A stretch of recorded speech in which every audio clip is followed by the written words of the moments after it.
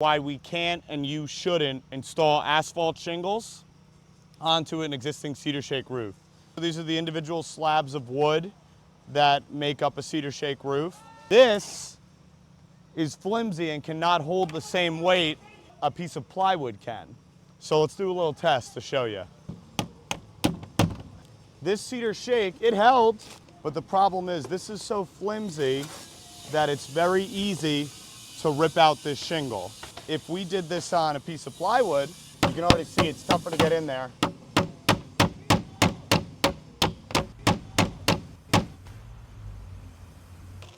It takes a lot more effort to do that, whereas and the nail's still in there.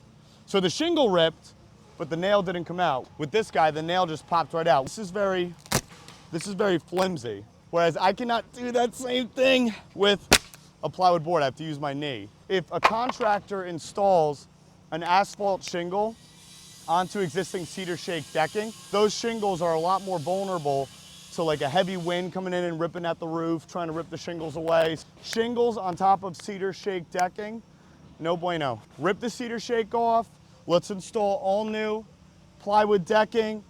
Put the shingles on there, and let's get you a beautiful home. Erik Mattsson, Mattsson Roofing.